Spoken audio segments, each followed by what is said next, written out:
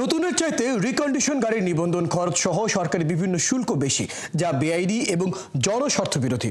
সরকারের এমন কর্মকাণ্ডের মধ্যবিত্ত শ্রেণীর মানুষ গাড়ি কিনতে পারছে না, বাধ্য হয়ে ঝুঁকিপূর্ণ যানবাহনে চড়ে মৃত্যুবরণ করছে বলে মনে করছে রিকন্ডিশন গাড়ি আমদানিকারকদের সংগঠন বারভিটা।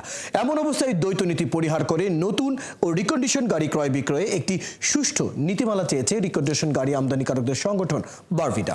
শনিবার এক সংবাদ সম্মেলনে বারভিটা জানায়, জনগুরুত্ব বিবেচনায় সরকারের উচিত রিকন্ডিশন গাড়ি শুল্ক কমানো এবং লাইফ টাইম সময় প্রত্যাহার করা।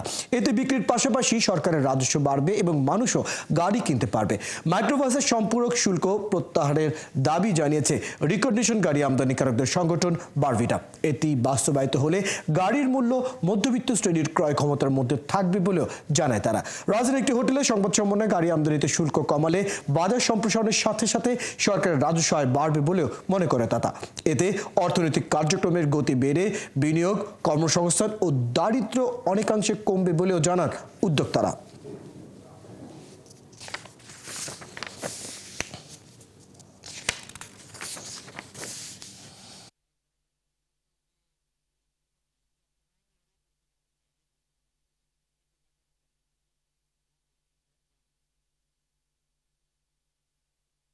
কতটুকু বিবেচনাহীন হলে পরে এটা করা যায় যে আপনি বলছেন যে একটা মধ্যবিত্ত কিংবা নিম্ন আয়ের লোকদেরকে ট্রান্সপোর্ট দেবেন, সেই জন্য আপনি অ্যালাউ করেছেন।